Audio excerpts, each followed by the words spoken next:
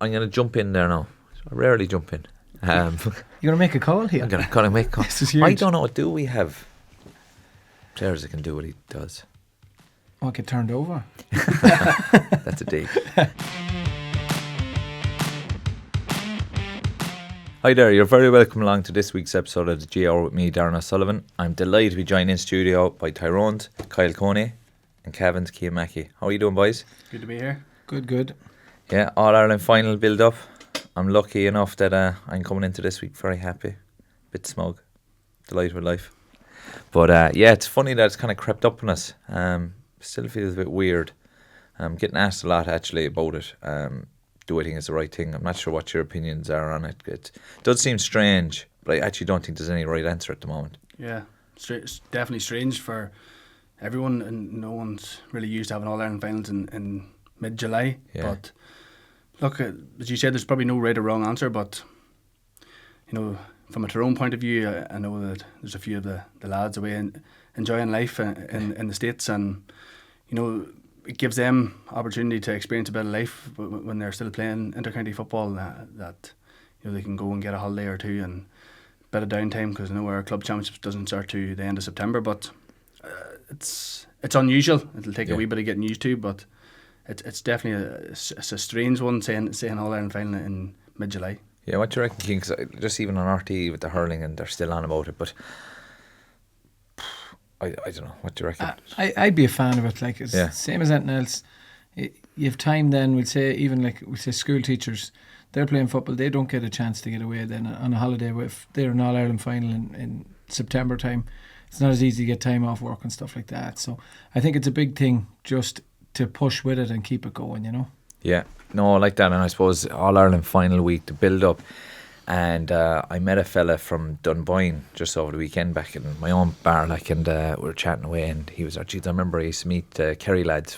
We used to always stay out in Dunboyne, and I've been imagining that's where Kerry will be staying this weekend, because I know Jack was a big fan of it. But I was just trying to think back to the build up the night before the All-Ireland, and we used to always, without fail, walk from Dunboyne Castle into the town, and you know, locals would be so used to seeing us. And I was telling the man how we used to always do it, go into the town or whatever, and he was, what would you do in town? I'd say, up to the shop for an ice cream and some jellies for the night before or whatever. Like, but it'll be interesting now to see what the boys are doing this year now, because I know I don't think many of them be eating too many jellies before the final, but just to build up, getting ready for it now, I'd say the excitement must be great this week, even though 2 weeks is all they had to prepare for it, so it'll be tough enough going. And most of the big games we would have all played, and you get 3 or 4 weeks, so it's a strange enough build-up for both counties now, Galway and Kerry.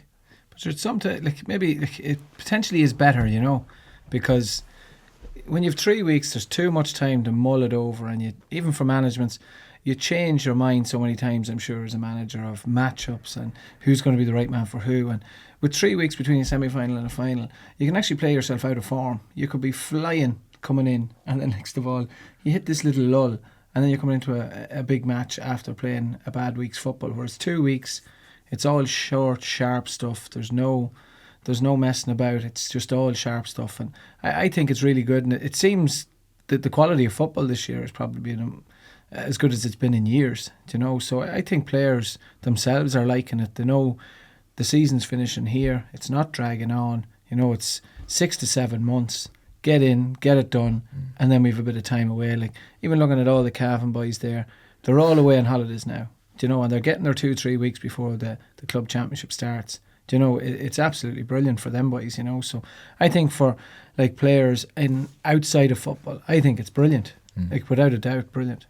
Yeah, and even I actually found some of the times you'd see the hardest part about playing, you know, the longer season is trying to stay in form between a provincial final, quarter-final, semi-final, because those 4 weeks, when you break it down, there could be 3 or 4 months there where you're having to keep your form right up there, whereas now you could, like, they've probably played the last 3 rounds, the last 5 or 6 weeks, it's a bit easier to keep your form up. But I suppose going into this final, Kerry seem to be red hot favourites, but they haven't won it since 2014. Kyle, do you think that's going to add a bit of pressure to them? I'm not so sure that'll add any pressure to them. Internally, I don't think so. Externally, that's the way it might want to be portrayed, that they haven't been one from 2014, and the media hype that. But internally, I think Jack will have them well grounded. He'll have them jumping out of their skin, ready to go. But they are favourites, but I don't see them as red hot favourites as a lot of people make them, because the second half against Dublin will give Galway a lot of positives. It'll give them a lot of hope that if they tie certain individuals down, tie Paddy Clifford down, limit what David can do when he gets the ball, which is not an easy task. But I do think that last 35 minutes that Dublin put in will give Galway a lot of hope. It's just if they get their matchups right, which we talked a bit about off air, that they don't probably have out and out defenders. They have a lot of attacking defenders that want to get up the pitch. If they can get the matchups as right as they can, they could be in this game right to the death. Yeah, and Cian, like we said, look, Kerry are favourites, and a lot of people might. Is there pressure on Galway? Like, it's obviously a long time since they won All Ireland, but maybe they've got there, not under the radar, but maybe a bit unexpected from the start of the year. How do they approach it now? I suppose everyone thinks of Galway in the free flowing football, and they have beautiful footballers. Do they approach it that way, or are they a bit more tentative? It's hard to know which way they go into it. It's a great opportunity for them. Yeah, like both counties traditionally play fantastic football. They're probably two of the best counties over the last 20, 30 years to play the game the right way, or the so-called right way. Galway are going to do whatever it needs to be done. They've done it against Derry. The versatility in their play is huge, and that has them in an All-Ireland final. I do think that the second half in the Dublin-Kerry game was more... This Kerry unit have never beaten Dublin. So if Dublin came at them at all, Kerry were going to get shaky, because they hadn't got... You see how much it meant to them when they won the game. Like, that was just, we've beaten Dublin. That's the monkey off the back. Like, that was a huge moment for this group of players going forward. So I think if Kerry can keep themselves grounded, concentrate on winning the game, and play the way they can, I think they comfortably win this game by 5 or 6. But if they don't do that, you're writing off Galway, and Galway are a team with fantastic footballers from 1 to 15 or 1 to 26 even. They have loads of footballers who can hurt you. So Kerry really need to make sure they don't take their foot off the gas. They need to approach the first half the way they approach Dublin.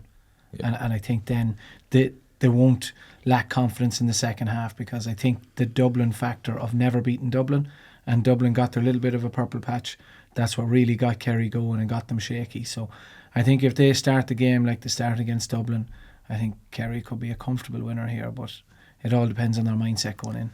Yeah, I'm when I think about the game, like we talk about the good footballers in Galway and the good footballers in Kerry, and you're thinking it'll be a beautiful game. I think it'll be quite ugly, but going back to the Kerry-Dublin game, the first half by Kerry was brilliant, and watching Sean, Shane, David Clifford especially in full flow, it was just brilliant to be able to sit back and watch it. But the second half, as you said, the nerves did kick in, but up to that point Kerry hadn't been tested, and even though they lost the second half, I just think their reaction to it, their ability to dig deep, players like Brian Begley, who came short for that free, or short for the kick out, having the balls or the courage to actually come, Paul Murphy having the intelligence and the courage to kick instead of punching safe.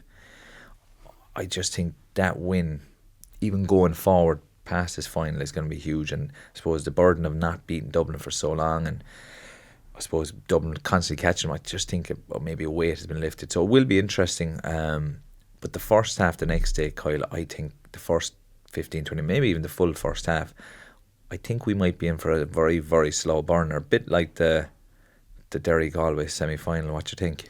The last 3 teams to beat Dublin have all got beaten, so sorry to bring it in a bigger trying to avoid that. No, Galway in the last 2 games, but in the Derry game and the Armagh game, started really, really slow. They kicked a lot of wides against Derry. Derry obviously a lot of men back in the Galway were shooting from outside the scoring zone. Against Armagh, it took them a long time to settle, to find their feet. So in that regard, it could be a slow burner with the way they'll want to put body behind the ball. Absolutely, they'll want to frustrate Kerry. They'll take if they've watched games over the last year, they'll want to do what Tyrone done a few years ago and frustrate Kerry, get as many bodies around the scoring zone and try and frustrate them that way. But in terms of Kerry, the first half of last day was just a joy to watch, the way they moved the ball through the lines. And I spoke to you earlier about how their foot passing does a lot of work for their forwards. David gets it on the half turn. David Moore looks up. I don't think he looks for anyone else. Only David Clifford. Paddy's the same. It's just get that ball in, get it till the right side of the forward and let him do his damage. But if Galway want to be in this game, they're going to have to put a lot of bodies behind the ball, frustrate them and hit them on the break as much as they can. Get bodies up the field. Keep Damien Comer as close to goals as possible and get the boys to come off him. It's easy saying that, but that's the way I see the first half going. A lot of frustration for Kerry if they can manage to close that scoring zone area, which is, Kerry leave it open. The D is always open. Yeah, well, we've been caught by that D a couple of times, but you mentioned there they did shoot. Galway did have a lot of wides and they shot from kind of outside what we would call the scoring zone. And I was wondering, was that maybe a bit of a ploy by them to shoot from maybe further out to try and draw out the opposition defender, Derry defender, Armagh defenders, instead of trying to get into that maybe better zone where you get turned over? Is it a case of we can shoot from out here, if we score, great, we have a point, and the defenders have to start pushing out, and if we don't score, look, we're fine, it goes dead, we reset and we go again? So it might be an option that Galway do that again against Kerry, where they shoot from a bit further out, where if you get it, it's a bonus, and if you don't and it goes wide, you're still set up at the back, and Kerry have to travel 140 yards at the ball, Cian. Yeah, well, the way they set up against Armagh and Derry, they knew it was going to be all blocked up. So I'm sure for the week or two building up, they were thinking to themselves, boys, our scoring zone is going to be 10 to 15 yards further out. Now they have the clientele to kick scores. Coney, Dade, Daly, all these boys can kick long distance scores, and it's mad to think Coney could miss two and someone else would just kind of go, oh, I mightn't just shoot again. Coney, give me the ball, I'll go again. And he'll end up kicking three. Do you know, he has that confidence in his own ability, which is great. I just think the whole game really, Kerry need versatility in both defence and attack. In the first half against Mayo, they just constantly played their kicking game, which is a great game to watch. But the amount of ball they kicked into Clifford and two men on him. Yeah. Do you know, Clifford is brilliant, but if he's drawing two men away, Kerry have enough good footballers to say, we'll use someone else. The other part of that is, and someone we might have forgotten about, is Paul Ganey was quiet the last day against Dublin, and you can't leave Paul Ganey. Paul is very rarely quiet in two games, very rarely, and he could end up being the match winner, because so much attention does go on David and Shawnee and now Paddy. Very few teams have 4 good markers, 5 good markers, and look, Paul, in fairness, Paul and his wife Cian had a baby as well recently, so maybe a bit of extra tiredness had crept in as well there, but he was a bit off colour, a bit quieter than usual, and I'd be there going, he could be Kerry's match winner, like that. He's coming towards the end of it. He'd love to be going out on a high. I'm not trying to retire him here now or anything, but we've so much focus on David Clifford, Paddy Clifford, Shawnee Shea, the likes of Paul Ganey, Stephen O'Brien has done a lot of his best work this year defensively. They could be the match winners the next day. There's a lot of fires to put out when you mention those names, and you're right in saying that Paul Ganey didn't have his best game the last day. He seemed to be forcing it that wee extra bit. The normal things that he does ever so well, he does the basics so well, his kick passing, his fist passing, he assists a lot of scores, he gets a lot of scores. He just seemed to force it a wee touch. He maybe knew that he wasn't 100% in things that he was doing, so he maybe tried to, when you know as a player yourself, you try to do that wee bit extra, or try and force a pass and it doesn't come off, just that you know that you might be being pulled off, or you might be that person who's coming off. But as you say, he doesn't be regularly quiet in 2 games, and he normally chips in. He scores a lot of goals. He gets a lot of goals for Kerry. But on the other hand, you have Killian Spillane comes on. Last day I thought maybe Tony Brosnan was going to come on. It's probably a mix up between the two of them. So there's a lot of fires. David's going to get probably 5 or 6 points anyway. He's going to get, whether he gets a goal or not. Shawnee kicks the frees. So it's whether Galway can limit the rest of the players chipping up on the scoreboard. If they do, that gives them a better chance of being in the game. But there's a lot of fires to put out. And when you mention all those names on the Kerry side, there's not a lot of teams have 4 or 5 dogs that like to to do man marking jobs. Yeah, and look, I suppose the other side of that is a lot of them players were there last year as well, and Tyrone nullified that threat really well throughout the game. And from a defensive point of view, you're looking at Kerry, and they've been a lot better this year, and Jack has brought in Paddy Talley, and together as a management team they've really shored up that defence. And look, they'd conceded up to the Dublin game, they 1 goal in 14 games, and Costello's goal the last day was ridiculous, to be fair, to finish. And you're looking at the Galway game from the semi-final, like, who was the main man? Comer. You look at the Kerry defenders, who'd you put on him? Like, if he's in that form. Yeah, you see, he's got a little bit of everything, you know. Like, he's phenomenally strong, he has pace, he's direct, and he can kick a pint off both feet. Yeah. Do you know, and maybe years ago you might have just thought of Comer as a ball winner. Like, you think that now, you're on a hiding to nothing, because his ability to do absolutely everything. Kerry, physicality wise, you're looking at Morley, but is he's not a full back line man, like, you know. His turn is what lets him down. And the other thing is, playing him at centre back has more or less been the main reason why Kerry have shored up. Maybe not it's not the only reason, but I definitely put it as the main reason. Like, he's just so important to them out there in that position, available for passes, kind of dictating, communicating with fellas. So I think it is just going to be Jason Foley. He's been very good all year, but has the pace, strength wise, then you're wondering, because like Comer was brilliant the last day, while Shane Walsh was very good from frees. He was maybe off colour the last couple of games, and he has that attitude, that bit of dog in him as well, that just give me the ball. So Kerry have a lot of questions to answer as well in the defence, in terms of, because Galway have as good a forwards as anyone. He was the one that wanted the ball whenever it was 4-1 against Derry. He seen as soon as he picked up that ball, he was going straight for goals, tapped it over the bar with the left foot. He broke a couple of tackles.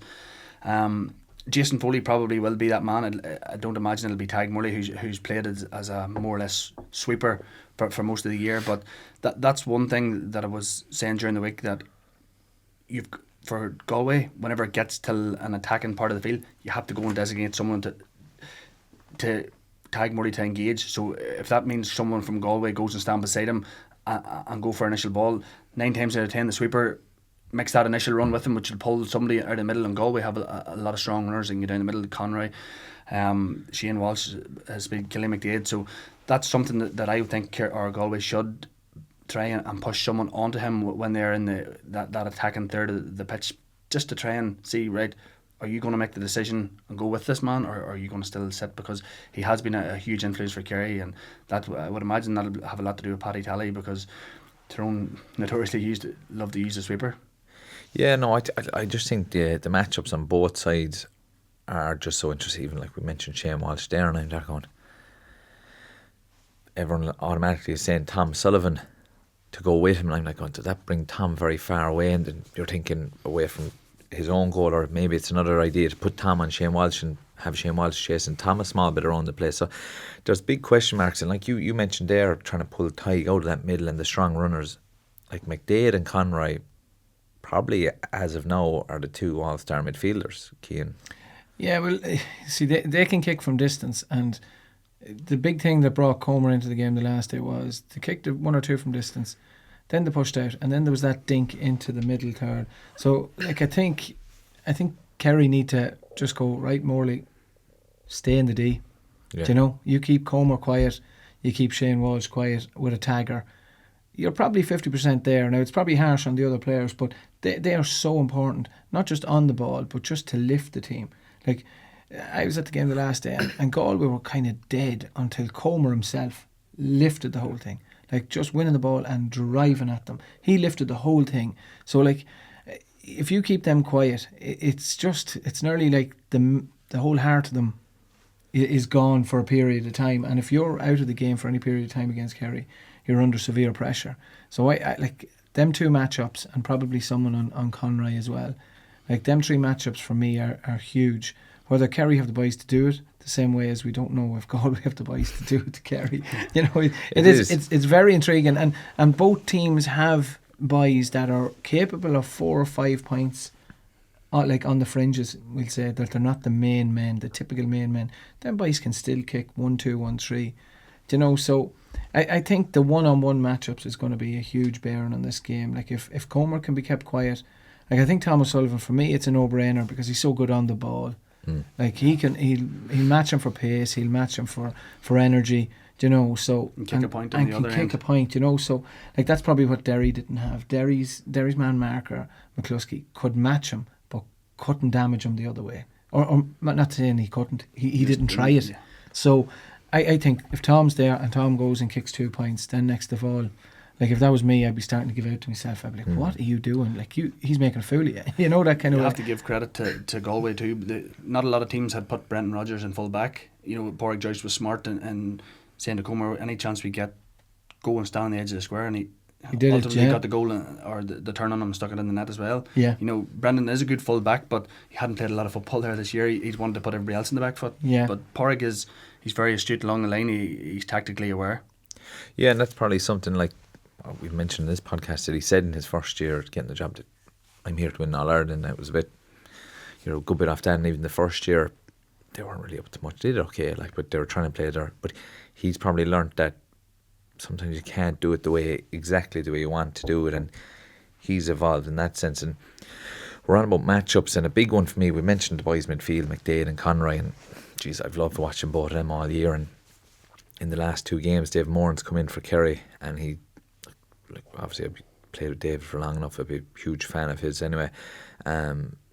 He's been exceptional for Kerry, but still think there's a big question mark there. People are like, will David start? Will he come on? Diarmuid Connor for me might be under pressure, and he's been the number 1 midfielder up to now, but he hasn't performed in the last couple of games. Jack Barry came in the last day, did his usual role on Brian Fenton.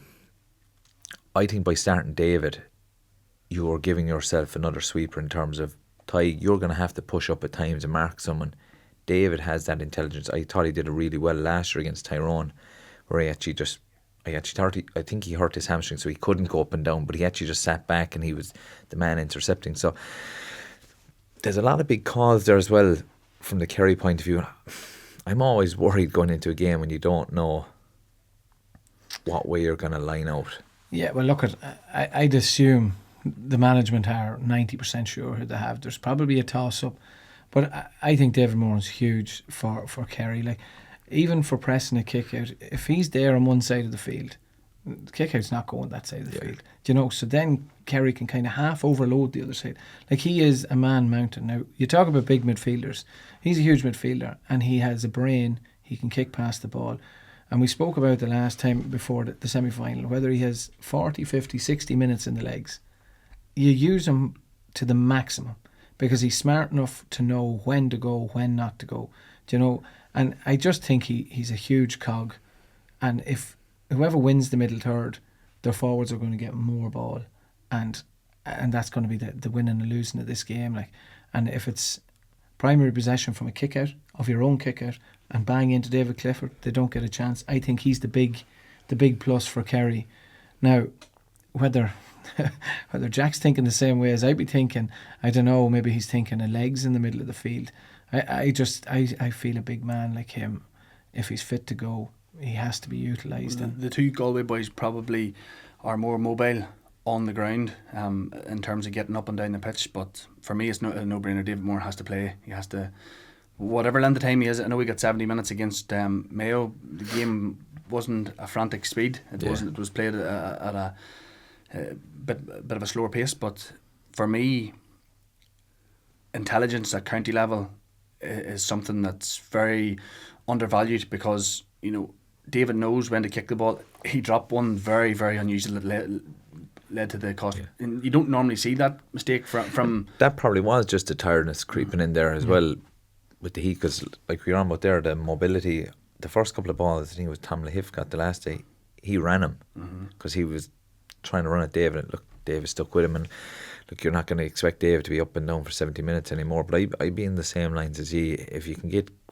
good 40 minutes out of him, or 50 or whatever it is, you get that out of him, and then you bring on a bit of extra legs or something. That's the way I'd be thinking as well. If Kerry or you know, if they're deep in their own half, you throw the ball to David Moran, there's a good chance he's clearing a line with a kick pass. He's finding someone on the halfway line or slightly past it. So for me, he starts it, and just who the partner, I would imagine it'll be Dermot O'Connor, just the two of them in the middle of the field, and they might designate someone till whenever someone's always running at them to pick up Conroy or else McDade, just to give that wee bit of extra protection for if David Moran is dropping back a wee bit. Yeah, Conroy's not a box-to-box midfielder anymore either. Like, he's not. Well, that's the other thing. He wants to get himself into the pocket, same way as David. So you're kind of like for like. And then McDade, he's your engine. He's your man that'll break the line. He'll go hard. Then you've your man, whichever you feel is the best out of the other two boys, to pick up him. Do you know? But if you go with two runners, you're nearly Galway's then dictating the matchups. Do you know?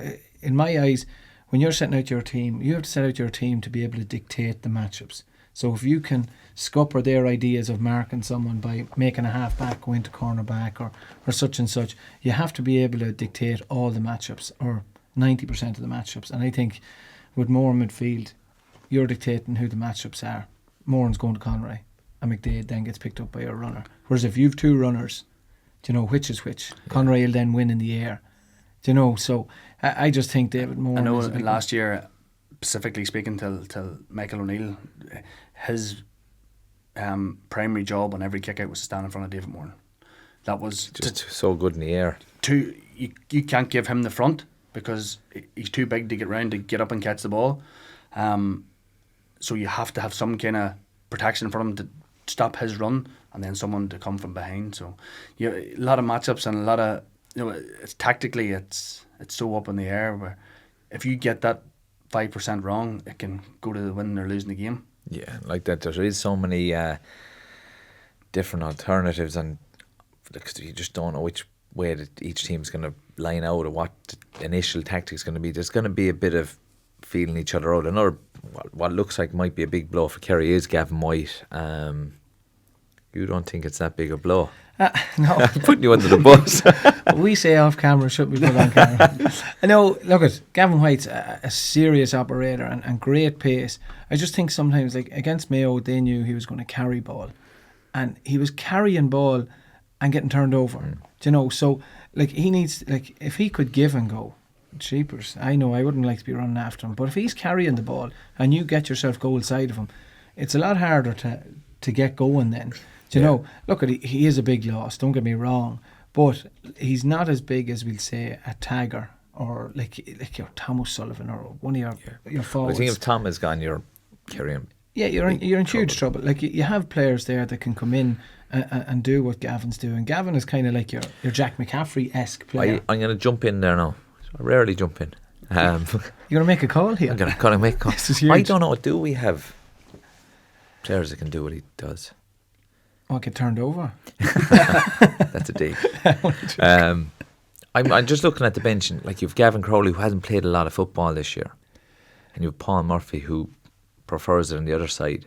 But I think if Gavin White isn't right, they're your two options currently on the bench. You've Gavin Crowley and Paul Murphy. I think you start Paul Murphy automatically because he's been around, top player.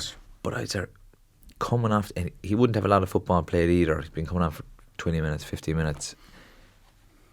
Tough ask for him to last 70 odd, and then you're lacking experience coming on, and it was his experience against Dublin that did the business. So even though the defence has been 100 times better this year, really organised, same bodies, like we don't have the same options in defence as we do. I would think now. I really like how Gavin White plays. I probably envy people who have got speed because I never was blessed with it. So he genuinely, no, if he walked, he's like one of them real life action men. He just goes up like a machine. Yeah, he seems to have frightening speed. Reminds me a bit of how Owen McLaughlin plays for wing back for Mayo as well. He probably got turned over a lot of times against Mayo, and then obviously coming off with a knee injury against Dublin. But a lot of his ball, I thought against Dublin, he was given sideways. He didn't go as hard because maybe they highlighted that in their video work. You know, you've had 3 or 4 turnovers. You need to stop going into tackle. So a lot of his ball was sideways, and then he did pick up the knock. But when you have that option of someone you playing it into the half-forward line and someone like Gavin White coming like a train, or else someone, when you give it to someone off a stand and start, like very rarely you can get someone just to take off like that and breaks the line. That gets you out of trouble. So in that instance, I think he's going to be a big loss for Kerry, because they don't have a huge pile of pace to take them out. Tom O'Sullivan, probably Gavin White's the other one. Tadhg Morley's not probably the quickest player on two legs either. So just to get them out of trouble, to get them out of that defensive mode, he can be it'll be a big blow, I think, just for that reason. Yeah, but that's exactly what he has. He has that explosiveness. But I remember watching in the Mayo game thinking, oh, geez, will he stop going into contact? If the Mayo are the one team, they'd love it. Yeah, they'd just love it. Eat it up. But and they look like they highlighted that to do that. Then you give him his 4 yards. He's going to go at you. Then meet him. And then meet him. Like if he was running without the ball and the ball was into you and him coming off you, now that's a different animal. That's the animal that you could really buy into. You can't really mark that. Can't mark that. You can't touch them because if you stop someone's run and knock them, it's a black jersey. You sort of have to. Then you have to match someone to go. The legs to go with him. Yeah, because like when he's carrying the ball, if you get yourself 5 yards goal side of him, he's running, and you're starting to run. He has to play the ball. Then you smash him. Like whereas he's running without the ball, as you say, I can't actually touch him. And then when he gets close to me, I'm running out of legs, and he's gone because he has that pace. But I just think, like the last day you were saying he was going lateral, like he needs to be able to give it and go. Like just because he's not told not to bring it into contact doesn't mean he can't go forward. Or do you know what I mean? Recognise whenever someone has the ball, and has made a kick pass or made a fist pass. Recognise that situation where I can get myself onto the next pass. Like you had said, David Moran gets the ball, kicks David Clifford. Like if I had his pace, David Moran gets the ball, I'm gone. Take a chance. We have enough boys back. Owen McLaughlin does that really well for Mayo. And like, if you're a wing forward and you knew every time David Moore was getting the ball you were going to have to run 80 metres after him, good luck. I'd be hamstring would be sore or something. Like you would be like. But that, like what you're actually saying there is something Kerry don't actually do very well. In terms of, let's say David Moran gets it, you know where he wants to put it into. We don't run off Clifford very well. That's probably because he turns and kicks it over the bar. There is that expectation. I do think it's something that Kerry have to get better at. They like to isolate him. Yeah. They like to isolate him, to give him that. He's so good off right or left that they don't really need someone round him as such, because they want him to take more often than not, he does something himself. He does a bit of magic himself, or take someone on. But it would add another string to the bow in terms of Kerry if they got runners. Even Shawnee doesn't. Yeah, but it is something. If you're a defender, like obviously you're trying to get as tight as you can to Clifford. If there's someone running off him, you have to obviously take a yard off him. So it just kind of makes him honest. But like we've drifted onto David Clifford, and you'd imagine Sean Kelly will be the man to mark him. It's a tough call. Sean Kelly's so good going the other way too. Like even when Finian here, just be honest about, like he loves him out the field and everything he brings to the game, and. I'd imagine they'll have to sacrifice that to put him on him. Do they double him? Yeah, look, it's kind of one of them things. They'll want him on him, but they'll also want to try and tell him to go every now and again. Because Galway, to win this game, have to take a chance here or there. Like realistically, they have to take a chance. They're not going to go toe to toe with them, but if he's with Clifford, doing well on Clifford, he has to make a bomb out. And if he sets up a score, it lifts the whole thing, or gets on the end of a score. It's just who is left to do the job when he makes them big runs. Because Clifford's not going to run back with him. He's clearly told not to. Yeah, he passes lads on. Yeah. So like it's one of them things. Who picks up Clifford when Kelly does make them runs, or have someone else earmarked? We don't know. But from looking from the outside in, you're thinking Kelly is the only one that has the attributes: size, power, pace. To even have a chance of marking him. I'm not sure if he's picked up on it, but every time someone gets a turnover off Clifford, it does give them the team.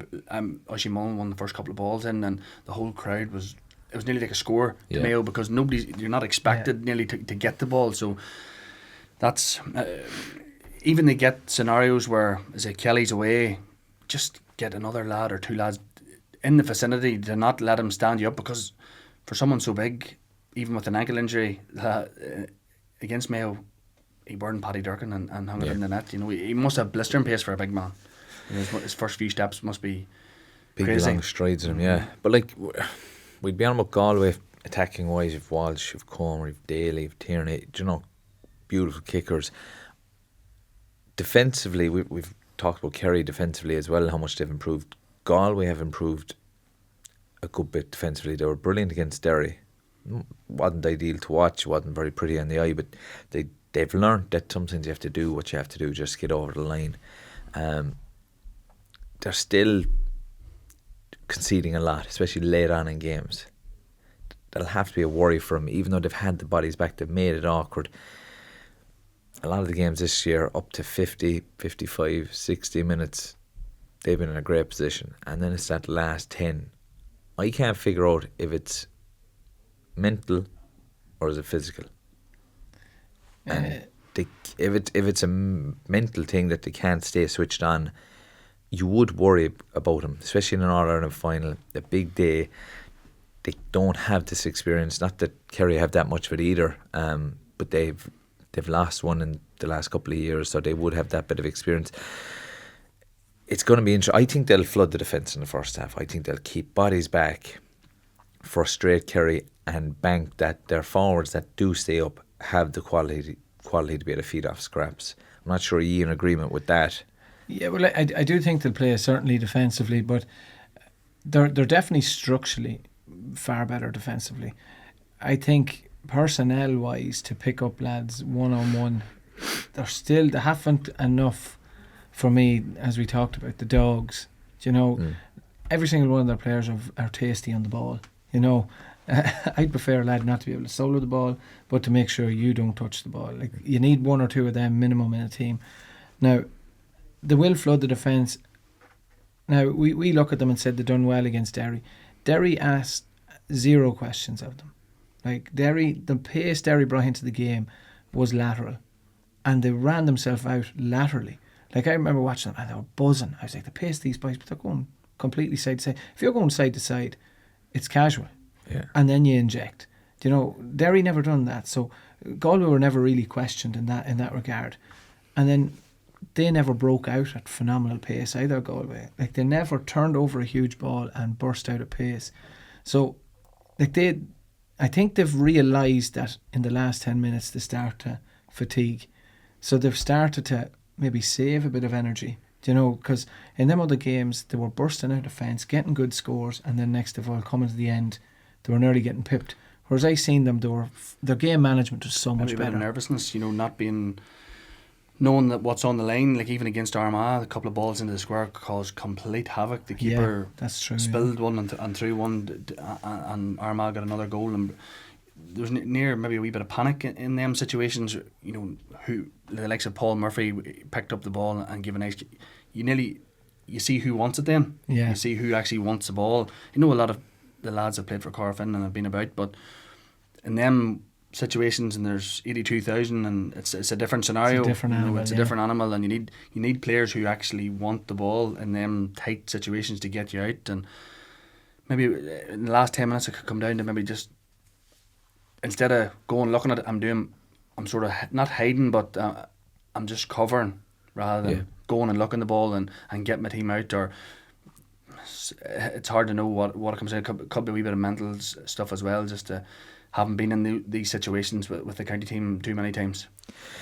Yeah, and I suppose going into a lot of these games, sometimes you try to look back on previous meetings, especially recent ones, and Galway have had the better. They beat Kerry in 2018 in the Super 8s, and a lot of these boys were under 21 in 2017 and would have beaten Kerry in an All-Ireland semi-final. So I've no doubt that they will be drawing on these fairly recent past victories over Kerry to put a bit of belief in the group as well. I don't think they'll be going in fearing Kerry, if that makes sense, but obviously a bit wary of the threat that's there. And somebody from a Kerry point of view who I think they have to be very wary of, and not just because Shane Walsh has all the talent in the world and the speed and the strength and as good a left and a right foot as anybody in the country. He's been quiet the last 2 games for his own standards. Yes, his frees have been excellent, which you'd expect, but from play he's been quiet, and he's somebody now who wants to be in that same conversation with David Clifford, Con O'Callaghan, Darran McCurry, all these A-class forwards. There's currently a question mark about him, so I think it's a huge game for him. I think the last two big games kind of passed him by, maybe trying a bit too much at times instead of maybe trying to do something special all the time instead of just being a constant threat. You know, constantly being on the ball, constantly doing the right things, even if they are simple. Yeah. So I think it's going to be a big day for him. It'd be interesting for like Tom Sullivan coming out the field marking him. He'll have his hands full. Sometimes, a lot of the time, the right option is the first option most of the times. Sometimes when you try and, you know, if someone's going past you and you don't use it and you come around and you try to solo left, solo right and go past someone, it doesn't work. If he could use the first option and get himself back into the game more, he probably tries to something special all the time. He forces it maybe sometimes. If it comes off, unbelievable. I always find though that if a fella doesn't take that first option and has to wheel around, it's because he's not aware of his surroundings. Yeah. So maybe it is something that he has to bring into his game. Like, you know, you'd see him talking in soccer sometimes about, I listened to Roy Keane was actually on about Jack Grealish and about the amount of touches, or maybe it was Souness. One of them was on about all the touches he has, the amount of times he gets fouled, and they said, well, he has to take them touches because he's actually not aware of what's going on around him. And it makes sense sometimes if a fella has to have a couple of plays and then be looking up. That's too late. Normally he takes a solo. Yeah. You know, the first option's down at the That's foot. head down. How James Morgan marked him the last day, James was all over him. But on the initial play when he picked up the ball, James Morgan always stood about 12-15 metres off him. I just happened to keep a close eye. I was at the game and I kept a close eye on it, and then he engaged him a bit like we talked about Gavin White. He stood off him and then waited to come in. But what Kerry have to be careful about, on Armagh's or Galway's second goal, he drew three players. He's very, because he is so quick, a lot of players seem to drift towards him to close him down, and then it leaves someone in the middle. That's what Kerry have got to be careful of, that they don't overcommit towards him. If they have a tiger, commit whenever he's stopped. He was the one down the Hogan stand side, committed three Armagh bodies and fisted it straight in the middle, and Galway got a goal. But I do think Galway need more out of him from an open play point of view. He was quiet against Armagh from open play. He was quiet against Derry. His free kicks were exceptional. You know, they still need scored, and it takes a special talent to go over and take him from the wrong side with your so-called weaker foot. So he'll want a big performance on the biggest stage. I do think it's not that he's underperforming. I think he's playing a completely different role than we're used to seeing him play. He used to be the man to get the scores all the time. Now he's the man. Like, I wouldn't say he's a playmaker because he's not the man delivering the ball, but he's countless turnovers. He's working phenomenally hard. You know, we expect this swashbuckling style that we've seen from him. That swashbuckling style of Galway won them nothing. Do you know what I mean? So maybe Pádraig Joyce has told him, look, this is not the game for us to be as good as we can be. We don't want Shane Walsh to be this type of Shane Walsh. If you can do this, because he clearly has an engine, he has to get tagged, he draws in players.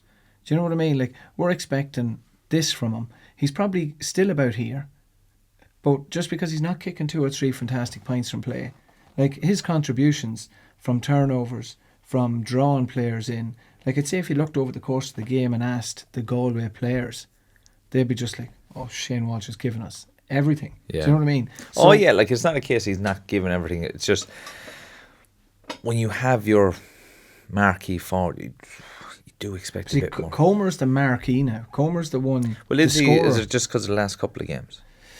Well, he's Shane Walsh playing out around half forward. Yeah. You know, so your marquee forward is not going to be a half forward, like, realistically. Do tell Shawnee Shea that. No, he's centre half forward. But Shawnee's not your marquee. Like, David Clifford is your marquee. Shawnee O'Shea is just like an exceptional talent as well, and he's a workhorse. Yeah. And he brings the whole thing together. So Shane Walsh is probably. I'm going to give you a shovel now. No. Shane Walsh is the Galway equivalent of Shawnee O'Shea. Yeah. But Shawnee just probably gets more potential scores from play because they played probably weaker opposition up until Dublin. He's still the point, and he's still sometimes, like, if you remember the ball he played across the field against Armagh, you don't do that. You need to realise that it's the team. I still think he tries the fancy thing more often than not. Yeah, that ball possibly, across the field, let Armagh up the pitch again. Yeah. That situation you recycle. If you have to go back to your goalie to keep the ball, You don't try across. Yeah, well, he does have moments definitely like that. Now, but It's kind of like game intelligence and maybe a bit of maturity. And moments like that, you can only learn from him because nearly cost him the game. But no, like from a Kerry point of view, you would fear. Look, I just thought he'd be quieter last couple of games, and he has everything, and he does seem like a fella who lives for these type of big games. These are the games he wants to play in. But I know you like sitting on the fence, Cian. Big fan of that fence. I'm gonna get you to call it, lads. Cian, I'll go with you first. I said at the start, if Kerry can get the start that they want, I can't see them being bet. But I'll definitely be going with Kerry by 4 or 5 points now. He took it down a couple of points. It was 6 or 7 earlier. These are good pundits, boys. He's happy talking them up, you know. I would still be on for a Kerry victory. I don't see it as comfortable as a 5 or 6 point win. I see it being a whole lot tighter. I think Galway will relish the opportunity to frustrate Kerry. They'll want to defend in numbers. They'll want to break. They'll live off what they done against Derry. I think their motto against Derry was stop the goals. That Derry have scored 5 the previous day against Clare. Stop the goals, and we go a long way of winning the game. We maybe don't see Derry kicking 16 or 17 points to win the match. So I'm going to say Kerry by 2, but I wouldn't rule out that in 70 plus minutes we're close to a draw. There could be extra time and penalties. I'm just going to say Kerry by 2. Now you tell us what you have to tell us on screen, and then tell us how you really feel. You already told me earlier. Yeah. So I'll back it up. I was gonna duck away there without saying a word.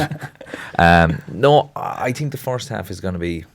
I think it's gonna be one of them first halves we want to forget. I think it's gonna be fairly dire stuff. To be fair, I do think Kerry by 5 or 6. I just think they have that experience now. I think I've been going on about Jack's the man. Jack was the man to come back. Fully believed that. And I kept saying he was wrong.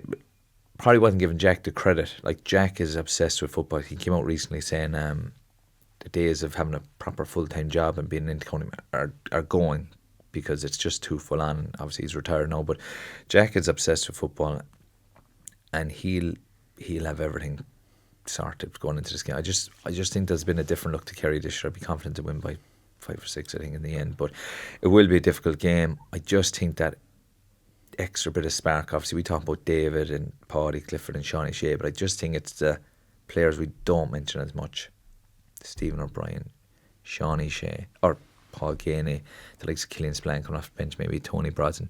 I think we have a couple of more aces that can come in if the so-called bigger names are a bit quieter. So what you're saying, Tyrone man to come down to help you doing? Yeah. Well, I don't mind once he helps us. I don't mind. It'll be a change. But I want to give a big thanks to my 2 guests today, Tyrone's Kyle Coney and Cavan's Cian Mackey. Thanks for joining me, lads. No Thanks for having us. I'm delighted to be joined on the line now by Kerry Ladies captain Anna Galvin. Anna, how are you doing? Hello, Darran. How are you? Oh, not too bad. You're very happy looking anyway. Congratulations. Massive win the weekend. Yeah. Certainly waking up a happy woman today. In fairness, it makes Monday morning a little bit easier when you've a win under your belt after the weekend.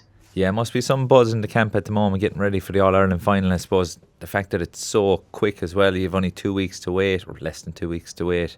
Now the whole place must have been buzzing in the dressing room after. Yeah, I got absolutely. I think everyone was just shattered and over the moon and relieved to get through. Semi-finals are tough going in that there's kind of that sort of bit of pressure on that you just have to. They're there to just be gotten over, aren't they? But definitely everyone was absolutely thrilled to be back in the final. I don't think it really sunk in even with me for a little while until even the day after. It was more yesterday that it kind of was sinking in that we were actually heading into the final in 2 weeks' time. Yeah. The buzz is deadly. The buzz actually after the Armagh game was brilliant, and you could kind of keep that going because it was only a 1 week turnaround. Yeah, we have a 2 week turnaround now, and I think we need to come back down from the buzz. It's hard to keep that energy level up the hook for 2 weeks. I met you the day after the Armagh game, and we had the legend Mary Jo Curran in our side as well, watching the men's team. So but like you said, the semi-finals, they're actually a very nerve-wracking game because you've so much at stake. I think it's different to a final that it can be hard to, like, you lose a semi-final and it's just all gone. You have so long to wait. Whereas a final, it's a bit different. I just find that semi-finals are always that bit harder at times, whereas a final, what's at stake. But I suppose you mentioned off air you didn't realise how much you'd won by, but like the attacking, obviously defensively you're very strong, but attacking wise this Kerry team is very clinical. And I know a lot of people have been commenting on our defensive setup and stuff, and we've certainly worked really hard on that. And Kaylee Cronin got player of the match the other day, which is unreal. She's been player of the year so far for us. She's just been immense. But yeah, like you said, the girls have just they're putting like 4 goals into the back of the net, some going and 4 the last day as well. Everyone's well able to take their points, and it's great. We had a good range of scorers as well. Obviously Louise Never-Hertig is one of our top scorers all the time. She's just she's in another class altogether. Incredible. But the spread of scores has increased massively this year. We've worked a lot on our conversion rate and being that bit more clinical in front of goal. And when you give that full forward line a bit of space, they'll certainly exploit it. Yeah, and I know Declan Quill and Darran Long fairly well. And would you openly have set this out as one of the goals this year, or is it a case of taking it competition by competition and just seeing how you're progressing throughout the year, or was it one of them things kind of saying, look, we're building nicely and All Ireland is in our grasp if we can put it all together? I think we set out at the start of the year, and we sat down at the start of the year and we were very much so. We knew that within our team there's a huge belief, and we kind of named it then that we're building here for an All Ireland from the very beginning. But then once that is kind of set out and our main goal is set out, you then have to rein it back in. You can't get over fixated on what's so far down the line. You have to then take it step by step. So there was no doubt about it. We kind of had that belief from the very, very beginning, and All Ireland has always been in our sights since. Every year that we come together, that's what the goal is at the end of the year. But once we had that established and everybody very much so on the same page and knowing that we could get there, we then took it back, and we'd get through the league first. We'd fallen at the final hurdle of that last year and stuff like that. So that was our main focus. And then, we kind of refocus then on Munster. It's always nice to be battling against Cork and trying to get a win over them. And we were unfortunate enough this year. We didn't manage to get ourselves over the line. But yeah, our resilience this year as well has been immense. We've been very composed. We haven't panicked within games, and then we also didn't panic after losing that game. We just refocused, took the learnings from it, identified where we'd fallen down, and a lot of it had been on stuff that we'd worked really hard on and we just didn't deliver on that given day. So we knew that there wasn't a huge amount of work to do. We just needed to address it and make sure that we didn't do it again. But yeah, once it was set out, we then reined it back in and took it piece by piece. Yeah, and I suppose Louis or Anna, you're lucky you're captain this year, and it must be something that your whole family must be buzzing about. A first All Ireland for Kerry since 2012. You're going to be the one leading out the team. Have you? Well, I'm hoping I'm not putting that into your head now. The thought of it, but is it something now you've thought about? That getting out there, leading the team, the parade around Crow Park. It must be something. I know the football's the most important thing. But the buzz of being there in front of the group, like you said, that have put so much into it, to be the one leading them out, it must be something you're immensely proud of. Oh yeah, it's class. There's no doubt about that, and sure, it's an honour to be leading this group of girls as well. They're so brilliant, and the lads are Declan and Darran. All the management team are excellent to work with. They're just so brilliant in terms of kind of communicating and collaborating with the players. So my job has been so simple. Like I've had, very little to do. The girls do all the work on the pitch, and then I suppose because it's been really good that we've had that little bit of experience in Crow Park now. We were there for the league final last year.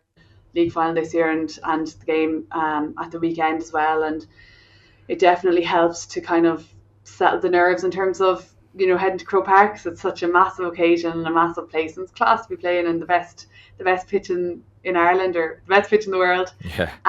But it is deadly now to be leading the girls out. But like I said, it's kind of, you just have to keep calm, keep calm, and carry on, and just to keep focused on the game, and what the tasks are at hand, and that is the kind of main priority, really. Yeah, I think you're being a small bit humble there now, but I won't pull you up on it. There was a lot of talk there in the last couple of months about the cost of being an inter-county footballer as well, and I can see from where you are now, you're still working away.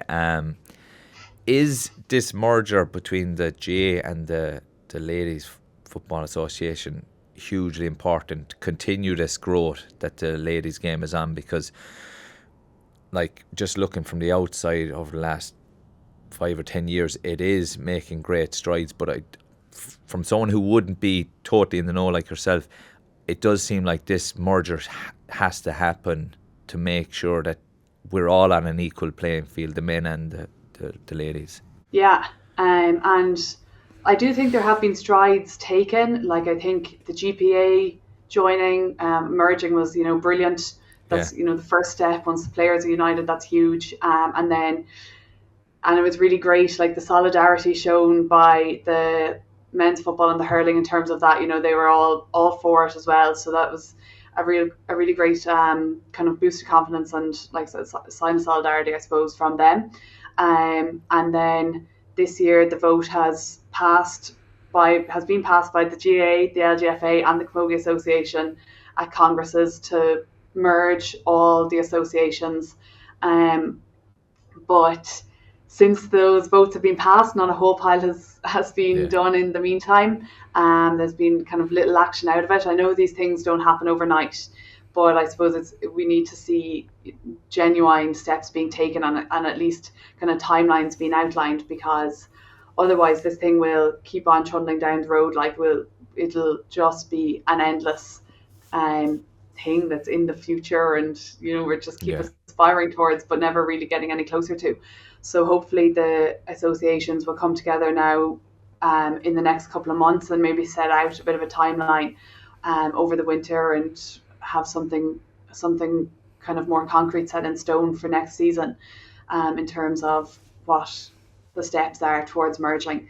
Because, like I said, it's I suppose the main thing is in the expenses, but like in exposure as well, and the ladies football has huge potential as well. There's great promotional powers within the LGFA as well, and it's a massive piece. There is huge positives to the LGFA linking with the GA as well.